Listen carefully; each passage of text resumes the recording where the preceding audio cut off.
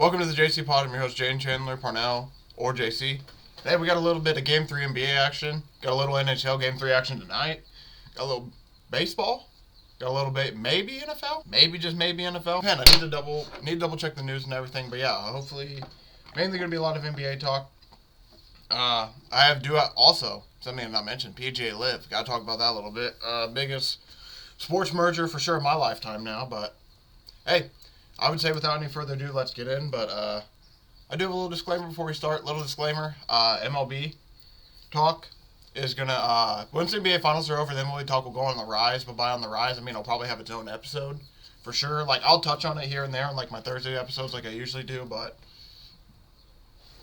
excuse me, I'm going to probably save the Sunday episodes for baseball talk throughout the offseason until the in-season starts, and then for NFL, obviously. So basically, I want to say from like July to, or excuse me, not even July, maybe basically June once this finals ends, maybe even starting, I don't want to say I'll start this week because I don't want to give false promises and not start, but starting this week, maybe next week, for sure the week after, if not these one of these 2 weeks. I'll hopefully have a Sunday episode every Sunday up until the NFL season, and then, yeah, there'll be a lot where a lot of the baseball talk happens with my guy who knows baseball just a little bit more than me. So that way you can actually get some decent baseball insight and not just hear from a guy who, I don't want to say doesn't watch baseball, because I definitely watch baseball, but I don't watch it like the guy I'm going to have on does. He's definitely, I don't want to say expert and put too much, what do you call that? Too much pressure on him, but hey, this boy knows his baseball stuff. But that's, like I said, that's a little bit in the future. Let's talk about now. NBA Game 3 last night, Nuggets win. He covered the spread of 18 that I took live. I mean, it was just one of those weird games. Jamal Murray and Joker. I mean, if you want to count, obviously you have to because it's a stat. Jamal Murray got a rebound literally at the end of the game. I have a very, they talked about in the broadcast a little bit, but I have a very strong feeling that he was literally just in for the rebound because you really didn't see him do much. So it was, hey, I'm not going to take it away from him though. Jokic and Murray, 30-point triple-doubles. Jokic had a 30-20-10 night. I mean, hey, the Heat, and I want to say the Heat almost had a chance to beat it. Like, it got to, overall, I thought this was, like, a really good game. It got to 20s at some stretches towards late third, early fourth. Like, it, I think, that has been every game, but it's been, like, breaking to that point where it's almost there. It happened this game. Heat were able to storm back. Heat get it within 7 with, like, a minute and a half, minute 20 to go. Bam takes the mid-range. I don't mind the shot. It was just one of those shots I'm like, man, maybe, because, like, the way he had, first off, he had Duncan Robinson wide open at the 3 up top, like the announcer said. I didn't see it because I wasn't watching that portion of the play, so I don't blame him right there. But he passes Duncan Robinson. Duncan makes it's a 4-point game. But regardless, it didn't happen. He goes for a pull-up mid-range, which, like I said, again, I like the shot. The shot didn't go in, though, and they stayed at 7. I think Jokic either got fouled or something happened. They pushed it to 9, and the Nuggets ended up just basically closing it out and not doing much. Shout out to Christian Brown as well. He had a really awesome game. Shows you why he's a first-round pick and why he, I mean, if you saw his, for the people who actually watched the game and didn't just see the stats or like didn't watch the highlights at the end, they showed a little graphic, like I want to say about the middle of the game, middle towards the end, after Christian Brown went off for a little bit. I mean, he's a stud. Dude had three state championships in high school, won a national championship with Kansas, and now, like, realistically, he has a chance to win an NBA Finals. I mean, you want to talk about rings and a decorated. You want to talk about a little bit of decoration. That's wow. Regardless, I mean, like I said, I said all that basically to the point, like, hey, he had a decent game last night. Really good anticipation on the defensive end. Offensively, obviously, he needs to grow still, and he has a lot of work to work on there. But defensively, I mean, man, that dude's really good, honestly. Like, truly, he's really good. The final score ended up being 109-94. I just want to give all props to the Nuggets. Nuggets played a really awesome game. He had a chance to be right there, but they just didn't shoot well. Like, for example, Vincent was 1 for 6. Had 3 fouls, I believe. I mean, he should have.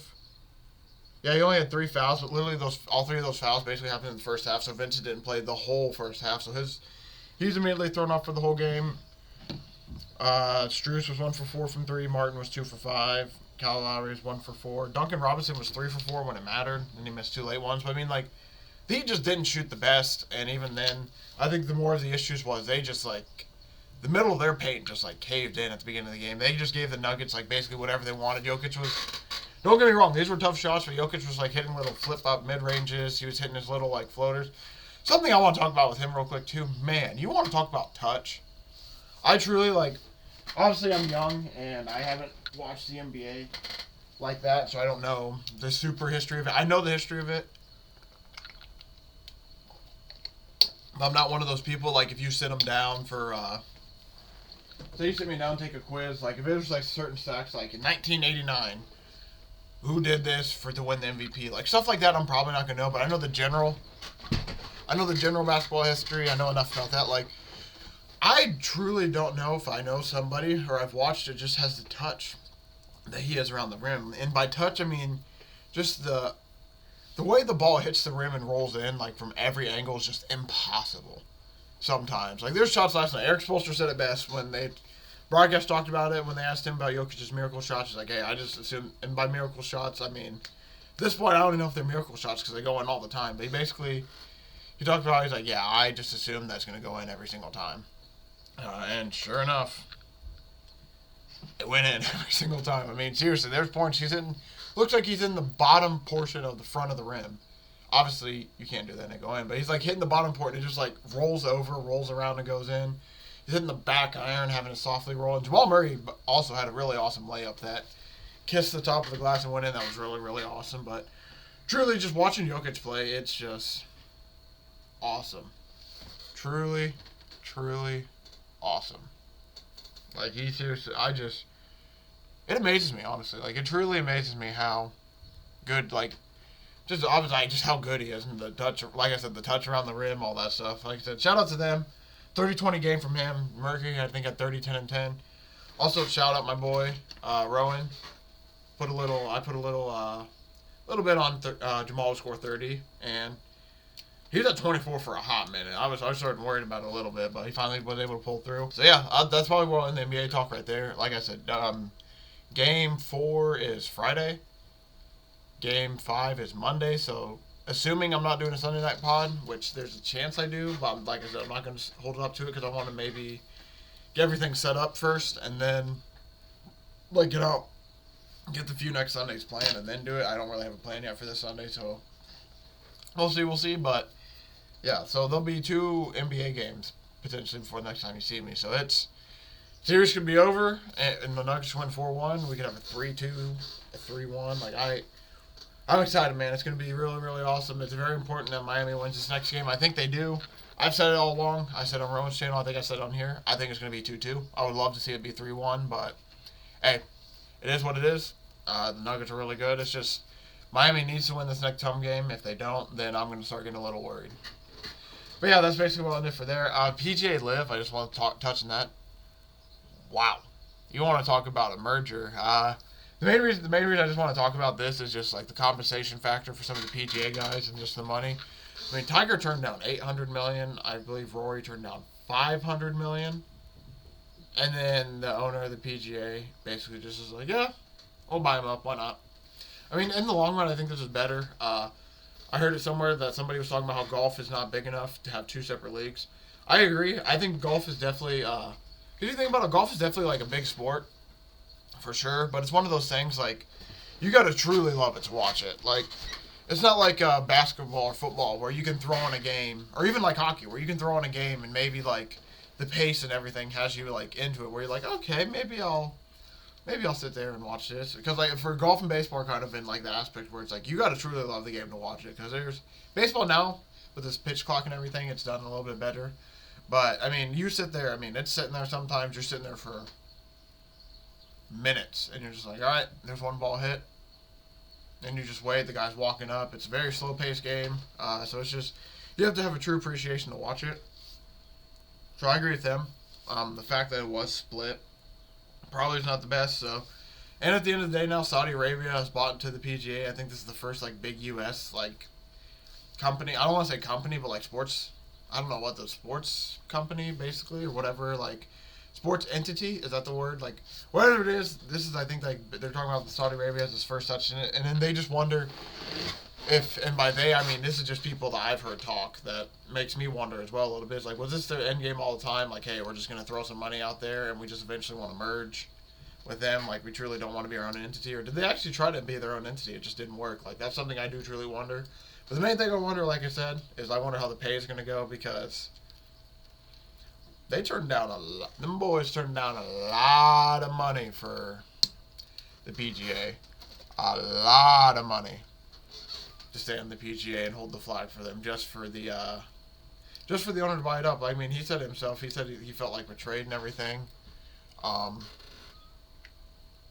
Truly, yeah, it's one of those things. Yeah, it's just truly one of those things where it got, like, everyone's caught a blindside too. Like, it's just shocking, honestly. And that happened literally, I think, like, minutes after I went off from recording that they had the merger. It's just, man. Yeah, so that's just something I'm truly wondering about. I wonder how the pockets are going to go, because there's a lot of people who stood up for the who kind of stood up for the PGA now, that all of a sudden, like Phil Mickelson, people like that got heckled, like, oh, why are you joining LIV, all that. I bet they have some pretty big grins on their face right now with everything that's happened. So I truly do wonder what's going to happen with all that. It's very, excuse me, it's very interesting. I have no idea. I'm wondering if they're going to get paid.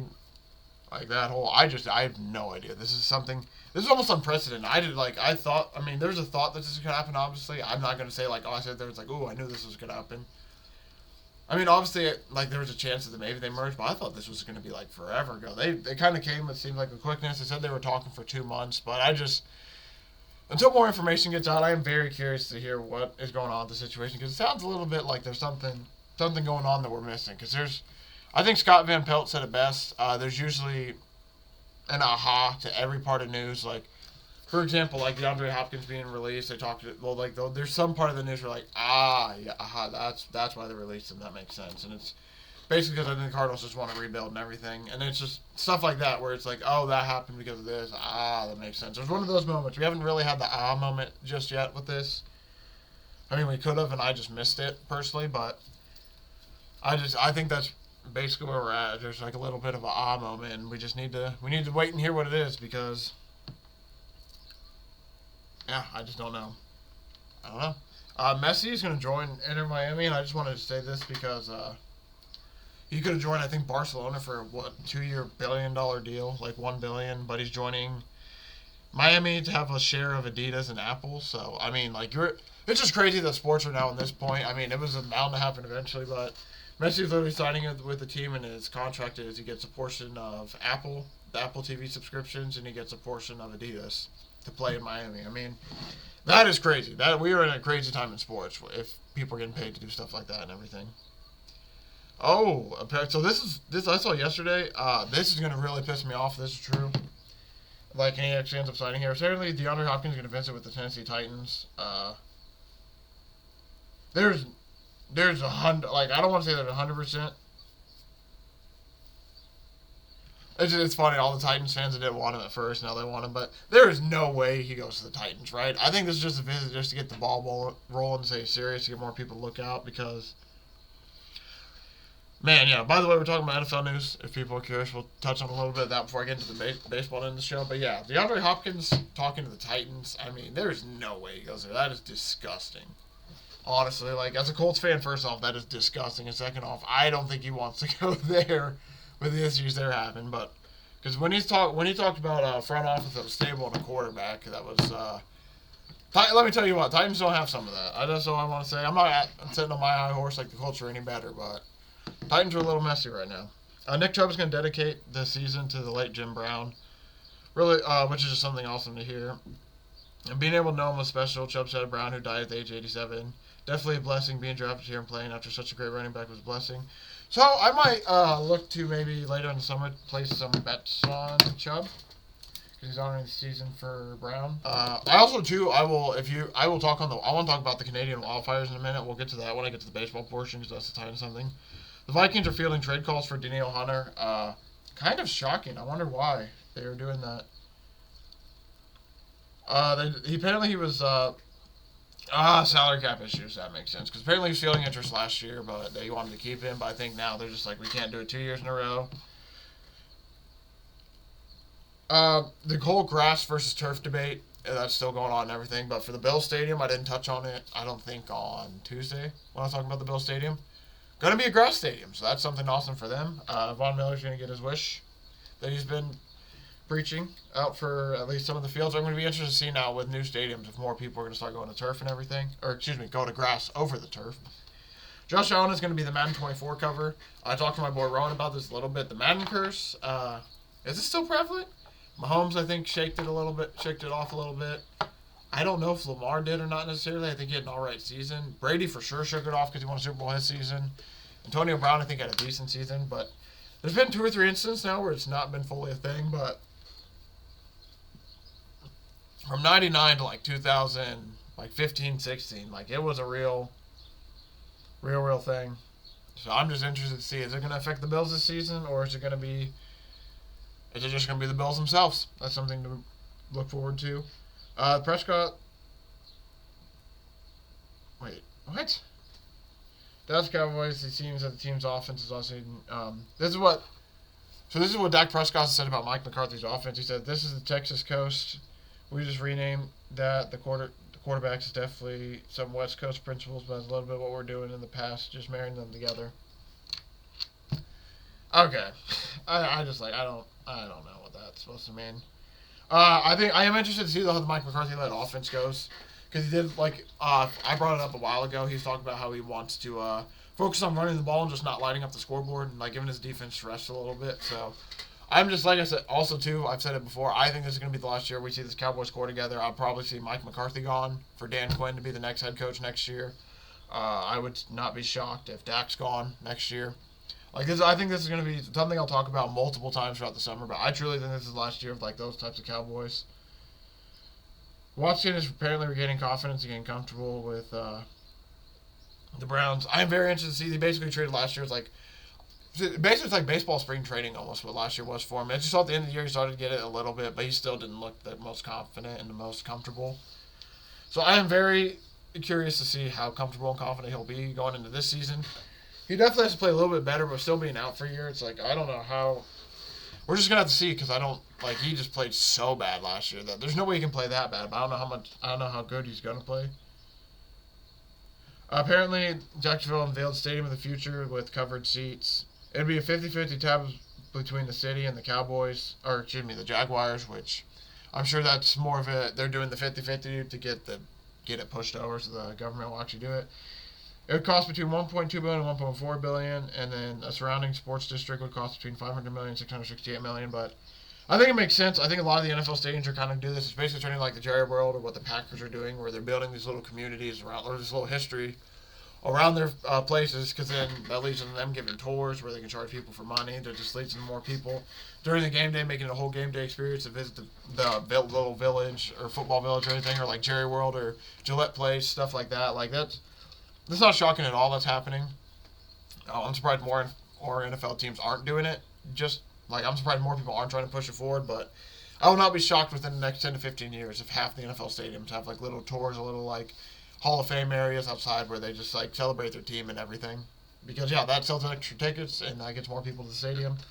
The Colts keep Isaiah Rodgers out of practice due to the I'm sorry, I was just reading some comments. People for Rodgers are keeping him out of practice right now with everything. People are talking about how they're going to be soft on the Colts but mean to Detroit. I hate to say it. They mentioned this on the Pat McAfee show. I'm almost there with them. Lifetime ban is not out of the question.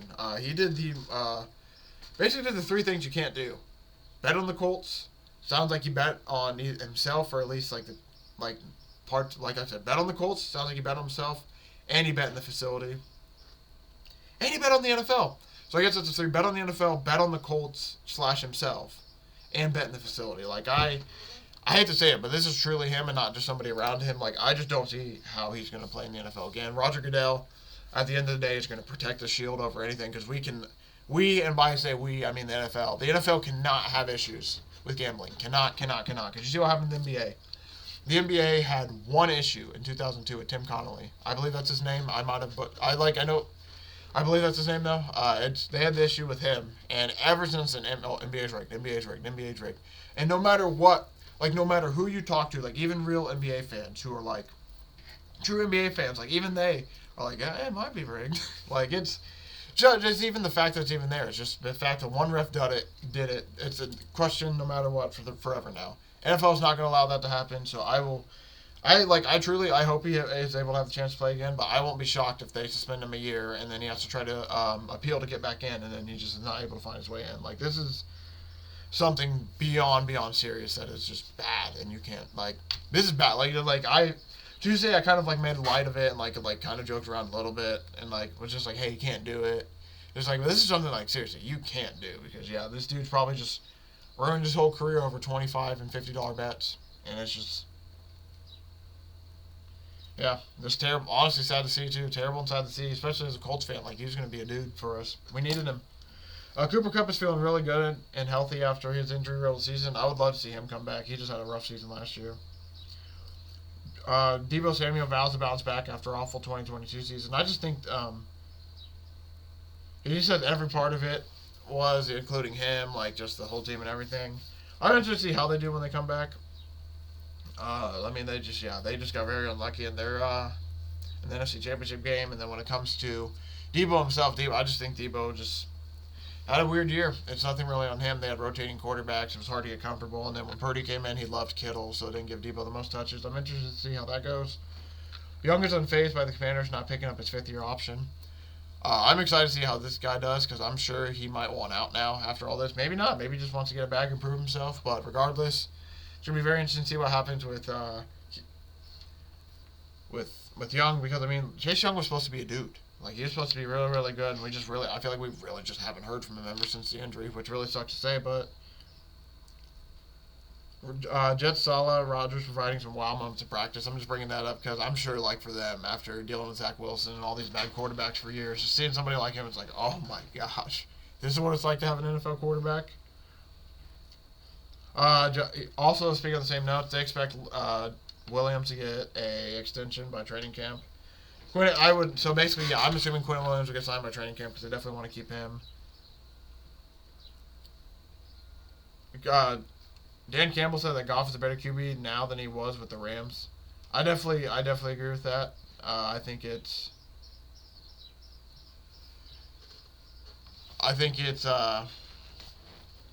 just makes sense, honestly. I think he is truly playing a lot better. I think after that Super Bowl is kind of his low point when they only scored 3 points, and it was just kind of like going like this after, and now he's maybe on the rise a little bit and back trying to make his NFL career just stay alive a little bit longer. There was Browns players that were robbed at gunpoint in vehicle robbery, or robbed in their vehicle held at gunpoint. I just want to bring this up because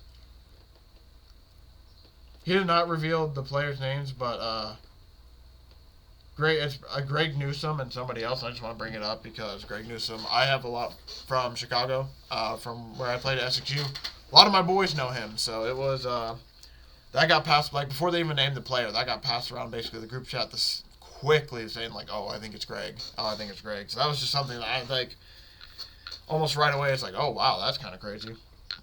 Rivera says Sam Howell's going to remain the number one. So I'm not even going to talk about the quarterback situation yet because I truly don't know. That's probably where I'm going to end it off, though. But, like, honestly, just for a little bit to touch on their number one situation, I just don't know. Howell's taken ahead of the veteran Jacoby Brissett, so it's like, Howell, Jacoby Brissett. They need somebody else, I think. Which makes me wonder if they're going to let, I want to see how, honestly, though, I want to see Sam Howell. I think it's to the point they might as well see Sam Howell. They got nothing else to lose. If they do really bad, they're just going to get Caleb Williams next year or Drake May. That's what it's turned into. To end off the show, I'm going to talk about a little bit of baseball. First off, the Canadian Fires. Crazy, they suspended the Detroit game yesterday, Phillies game, and then the Yankees, who are they playing? The Yankees White Sox. If you have not seen this, I recommend looking up those Canadian Fires. Look something like straight out Gotham. Somebody said that, and I couldn't say it better myself. It's just so smoggy. The air quality is so awful. So hopefully everyone's staying safe that's up there. But that's just a wild time, man. Like, the fires, apparently in Canada, somebody said they're burning from basically like Seattle to Detroit, like that wide of range. That is just insane if it's truly that bad. I need to do obviously a little bit more research on it. As you can tell, I don't know fully about it, but I was just looking into some of it a little bit yesterday. It's just wild, man. I hope everyone stays okay because that's a really scary situation. I'm not going to talk baseball. There's like 3 topics I just want to talk about baseball. I'm not going to do standings and all stats leaders and all that because I'm going to save that for either next week or potentially Sunday, like I said, if I do a show. But But there's 3 things I want to talk about in baseball. First one, Aaron Judge might have a broken toe. That really sucks for the Yankees because they play. Also, I lied. I'm not gonna go with the stats leaders, but I'll go over some standings a little bit once I get to that point. But yeah, Aaron Judge might have a broken toe after crushing the outfield fence. That really scares me because as a Yankees fan, Yankees look like butt cheeks when he's not in. So him not being in, that's a really scary sight. Hopefully he's okay. Alex Manoah is getting sent to the lab to get fixed. These are just 3 big storylines. 4, I guess, because I'll have the other one in too. Alex Manoah got sent down to the lab. Apparently there's something really, really going on for him. The only reason I'm bringing that up is because the guy was a Cy Run finalist last year, and he's going from Cy Young finalist to he's going to the lab. Like, they aren't even putting him in the minors. They're skipping the minors. Like, the lab's here. It's like all the minors here, and then the major league. They're like, hey, we don't even want to watch you pitch against people. We need to get you down to the facilities and figure out what the hell's going on with you. It's really, really sad for him, man, because he was talking all that noise, and then now he can't back it up. So hopefully he can find himself because, yeah, he's just been a shell of himself when he was. I'll finish on the 2 newses in a minute, but to go through the standings real quick just so everyone can know. Rays are in first place with 45-19 record. Orioles are in second place now with 37-24. Yankees are third in the AL East with 36-26. Blue Jays are 35-28 in fourth place. In fifth place is the Red Sox at 31-31. Still hovering above the 500 win record.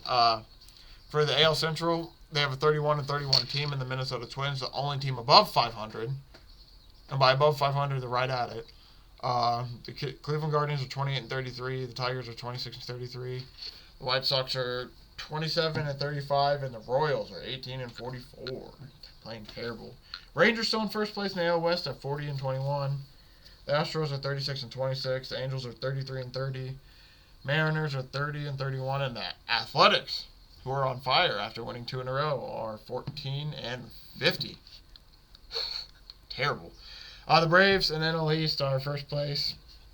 They're 37-24. Second place, the Marlins at 35-28. Third place is the Mets at 30-32. Fourth place, Phillies at 29-32. And fifth place is the Nationals at 25-36. NL Central, we got Brewers at 34-28. Pirates at 32-29. Reds at 29-33. Excuse me. Sorry, I gotta fix this real quick. The Cubs are 26-35, and the Cardinals are 26-37. Yeah, I won't lie to you. That might be one of the first futures I've missed up here because yikes, they look trash. NL West ended the 2-game lead by the Diamondbacks at 37-25. Dodgers at 35-27. Giants are 31-30. Padres are 29-33, and the Rockies are 26-37. Last 2 stories, I'll go through them real quick, and then I'll end the show here. Appreciate everyone for watching, by the way. It's for Luis Arias. He's over 400 batting. I'm very excited to watch this little race. I want somebody to get over 400. That'd be awesome. Luis Arias with the 2-hit game is now at like a 402, 403 average. He is. Let's go, man. I love to see it. And then the last one, Jacob deGrom. Like my boy Rowan says, the sun sets in the. Like they say, the sun sets.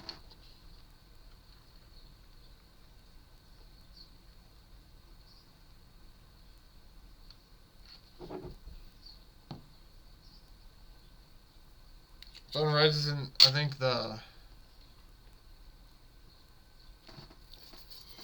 sunrise. I think we'll say he said like the sun rises in the east, sets in the west, and Jacob deGrom gets injured. I just hate to say it, but it's sad. Jacob deGrom injured again. Hopefully he can get healthy, but it sounds like he's going to basically miss the next 2 seasons. Something I want to bring up on my show that I'm going to talk to him about tomorrow, which this is the main reason I want to bring it up. Maybe tune in tomorrow because I want to get his reaction for it. Did they move deGrom to a reliever?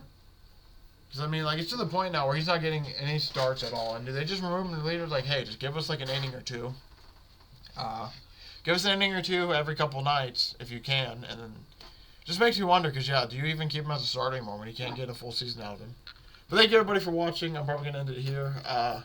Appreciate all the support and everything. Like I said, I'm not going to promise it's a show Sunday because, like I said, I'm probably just going to spend the next 2 weeks setting up so I can't have a show Sunday for multiple weeks after. And then past that, yeah, I'm going to appear on Captain by a Hook Friday, Potential show Sunday, maybe not, honestly. And then if not, I'll see everybody back on Tuesday. Thank you all for watching. Hope everyone has a great weekend. Let's enjoy some finals action. And I didn't even talk about NHL hockey when we're 30 minutes in. But hey, I'm going to be on the Golden Knights again. Let's get it done. And let's have a good weekend, everybody.